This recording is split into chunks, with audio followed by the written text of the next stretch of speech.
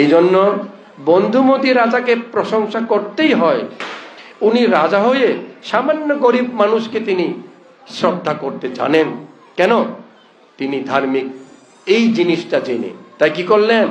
শ্রদ্ধা করার জন্য রাজার কাঁধের উপর ছিল লক্ষ মুদ্রা মূল্যের একটা দামি চাদর, সোনা বসানো, চিকচিক চিকচিক করে মণিমুক্ত বসানো, ঝলমল করে। উনি এটা খুলে, একাশা টাকা ব্রাহ্মণ, আপনাকে আমি এই কাপড় দিয়ে পূজা করছি, আপনি এটা দয়া করে গ্রহণ করুন। আগামীতে বুদ্ধের কাছে আসলে, ধর্ম শুনতে আসলে এই আমার চাদরটা গায়ে দিয়ে আসুন। একাশা টাকাকে পূজা করেছেন বন্ধুমতি রাজা। একাশা টাকা এটাকে কাঁধে নিল। একাশা টাকা রাজা চলে যাওয়ার পরে ভাবলো, আহা, গরিব মানুষ আমি, এগুলো কোনোদিন গায়েও দিই নাই। এই পচনশীল শরীর, বুড়া হয়ে গেছে, গাল ভেঙে গেছে, আমার এই শরীরে এই লক্ষ মুদ্রা মূল্যের এই শাল, এই চাদরের কোনো শোভা নাই। এটা রাজাদের গায়ে হয়তো শোভা পায়। সুতরাং এই পঞ্চস্কন্ধের এই পচে যাওয়া দুর্গন্ধময় অসুচি এই শরীরে, এটা আমার গায়ে দিয়ে লাভ কি হবে? আমি তুমি ভাববো এটা? আমরা কিন্তু ভাববো না। আমরা তো বেশি খুশি হইতাম, আরো কি ভাবতাম, এটা বিক্রি করে দিলে তো টাকা পাবো, নাকি? বিক্রি করে টাকা পাবো বলে বিক্রি করতাম না। একাশা টাকা ব্রাহ্মণ এটা আমার গায়ে দেব না বললেও বিক্রি করে নাই। কি করেছে জানেন? ভগবানকে দান করলেন। কি করতে? ভগবান যেখানে বসছেন তার উপরে এইরকম চাঁদোয়া দেওয়ার জন্য, এই ঠিক এরকম চাঁদোয়া দেওয়ার জন্য দান করলেন। ওটা ভগবানের মাথার উপরে চাঁদোয়া হয়ে গেল।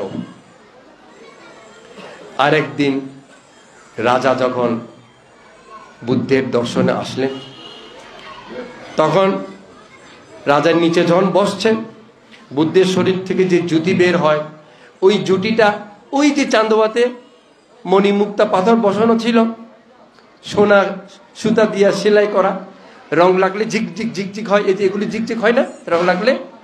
এগুলো তো সোনা, আসল নয়, কাগজ। ওটা তো আসল সোনা, সুতরাং আসল সোনা, আসল মণিমুক্তা পাথর, ঝিকঝিক ঝিকঝিক। রাজা উপরে তাকাই দেখলো, চিনে ফেলছে, এটা তো আমি ওই একাশা টাকা বুড়া ব্রাহ্মণকে দান করেছিলাম, এটা আবার এখানে কেমনে চলে আসলো? তখন রাজা বুদ্ধকে প্রণাম করে নিবেদন করলেন, ভগবান, এই চাদরটা মনে হয় আমি চিনতে পারছি, এটা আমার চাদর। হ্যাঁ রাজা দায়ক, এটা আপনার। আপনি একাশা টাকা ব্রাহ্মণকে পূজা করেছেন। একাশা টাকা ব্রাহ্মণ ওই চাদরটা আমাকে পূজা করেছেন। একাশা টাকা ব্রাহ্মণ এইভাবে সে যা পায় বুদ্ধকে দান করে দেয়, সে যা পায় নিজে খায় না, সব ত্রিরত্নের জন্য দিয়ে দেয়। আমরাও যদি এরকম গরিব হলেও যদি ত্রিরত্নকে মাথায় রাখতাম সব সময়, তাহলে ত্রিরত্ন যেমন উজ্জ্বল হতো, আপনিও উজ্জ্বল হতেন। কিভাবে? রং বের হবে না, পারমি আপনাদের বাড়বে, আপনাদের পারমি পূর্ণ হবে।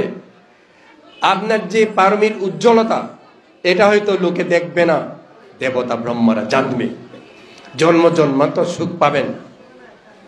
এইভাবে একাশা টাকা ব্রাহ্মণ ওই জন্মে সারা জীবন পূর্ণ করে মারা গেলে স্বর্গে উৎপন্ন হন।